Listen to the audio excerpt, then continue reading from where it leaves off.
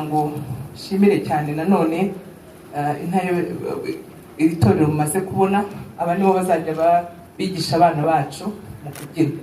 Turaza kubereka n'ibindi bitandukanye, ariko navuga cyane kuri 1000 alternative, n'undi mufatanyabikorwa dufite hano uzajya udufasha izi mbaraga kuzibyazamo ikintu gifatika kandi cy'iterambere ku bana bacu.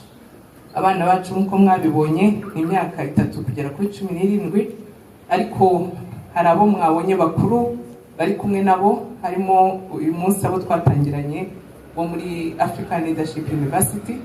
Abanyeshuri baho turi gukorana hano, turi kugerageza kubafasha kugira ngo impano zabo zijyanye n'uburere bashobora kuba abana bazibyaza umusaruro. Bari mu bazajya bigisha abana ibintu bitandukanye. Itsinda rinini harimo ntago ari n'abanyarwanda gusa, kuko muko mubizi igihugu cyacu kiri ku mugabane kandi kiri no mu karere. It will be our journey. That's the challenge we give ourselves, to produce material which can help in our education. Within 2 months, we start from October up to December. Now it become not 2 months, 3 to 4 months. We was able actually to build our robot.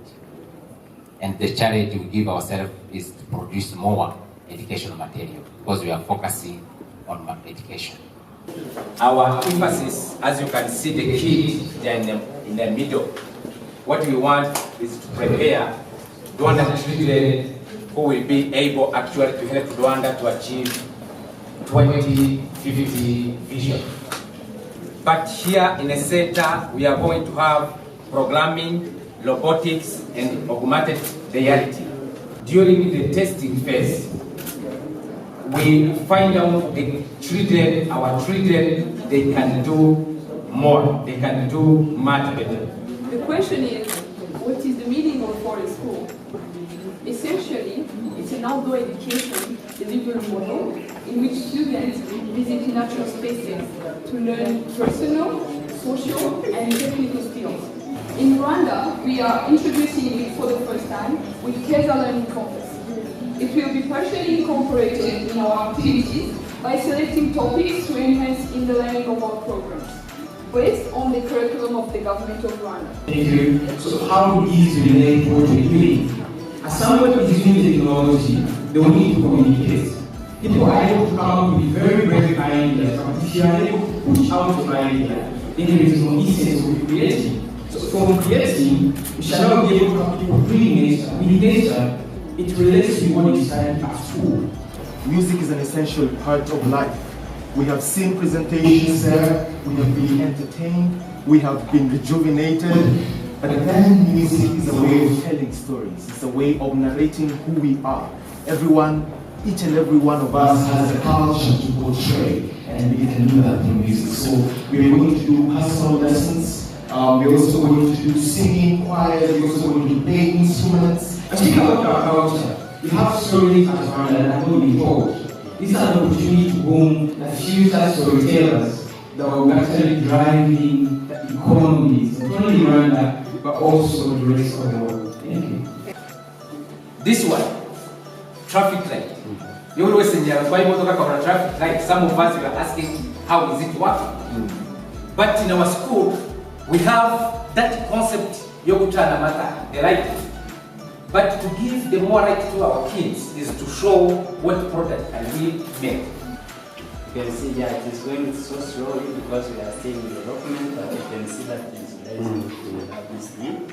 So we was trying to imitate this forklift from scratch. We design a drone by hand.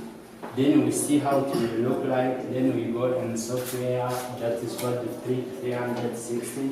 We design this. Then we go and use a machine that is in a makerspace, which is called the laser cutter. Then we cut these materials. You can duplicate. So here we have made a kind of it that you can assemble and disassemble from scratch in the wood, so that if the children want to buy this or want to create on himself, he will be also able to do that. Thousand Alternatives is an impact investment company. It started in April 2018. And in Rwanda, actually, we are exploring opportunities to work with the Israeli finance to support the youth to create startups that have impact to the citizens of Sudan. The partnership with the Rwanda Education Future Lab is actually to make sure that we don't lose the opportunity for the children once they come up with a very good idea after they've done the robotics and programming. To basically take the idea and to help them create a venture out of it that can actually be beneficial to them and to societies. So the way we do it is very simply, we do a lot of investment readiness and capacity building. We do this through advertising for competitions, working with the youth, working with the children from Keza Lab, to actually explore the ideas further to make sure the business models are sound and the impact models are sound. And once we get to a specific stage where these ideas are now investable, what we intend to do is actually to offer this kind of services that can support the growth of their companies. Come from Japan.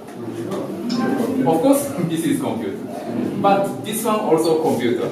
So he says that he will produce this one here in local. So you can see them.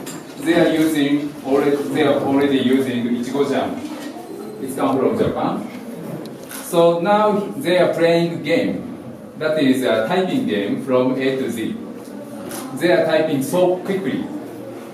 So, but the important thing is they made game themselves. They don't buy. They made it. So when we use computer, we can make anything. So I insert the computer, this board. This board can communicate with that board, that drone.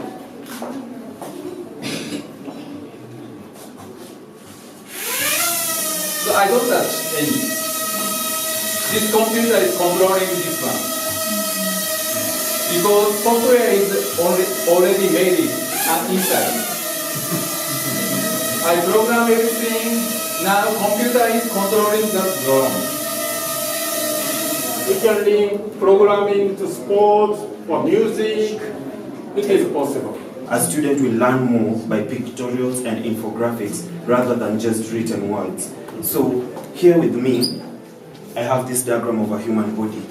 So this basically demonstrates the half of it is the outer part, the other half is the inner part, right? But then, what if we brought this to life? You can see that it has changed and it's now showing like a human body. So we can zoom in and we can see different parts. We can turn it, the alimentary canal. Basically, we can see all systems. It can be used to bring these colorings to life. For example, as you can see, these kids are now coloring these papers. Can I have this? You can see it has identified it. Wow.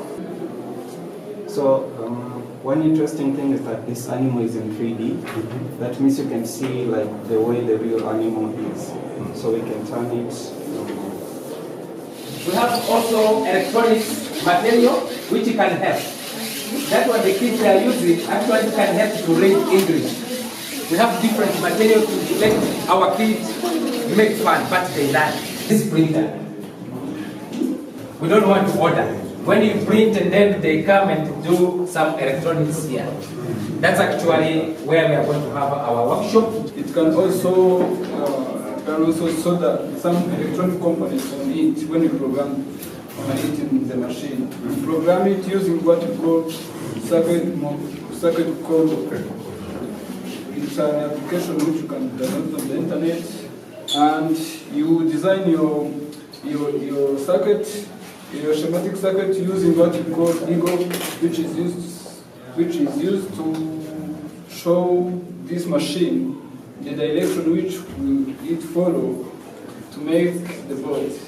I'm so happy and honored to witness this milestone that we are achieving. It brings together the education part of it, the ECD as it was said, but again also when you look at the Keza concept when it was brought up. I remember December. We could not see that some of the ideas could come up very quickly.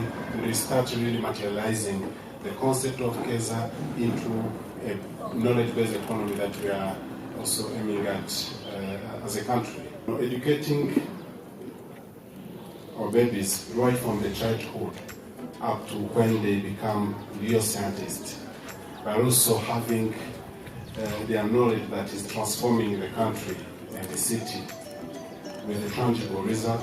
That is something that we are having in our priorities, and you can count on our contribution and our participation and also support in all kinds that is possible from the city.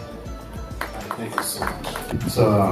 It's truly a great pleasure of myself, not only myself, but also the Japanese government to witness such a remarkable achievement.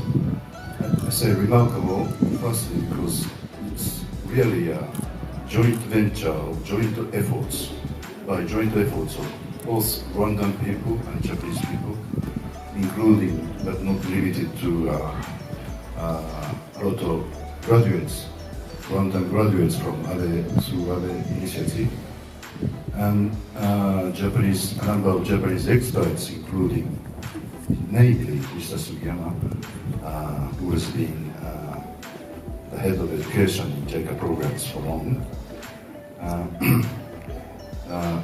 I can say that it's one of the masterpieces of Rwandan-Japanese collaboration. The Japanese government has been and will be continuously supporting Rwandan education sector, because the education is a very core or the basis of any country's economic growth. And especially Rwanda is targeting at knowledge-based economy. So it is a very meaningful achievement, I think. To close my address, let me express my gratitude once again for inviting me to this very interesting and impressive event.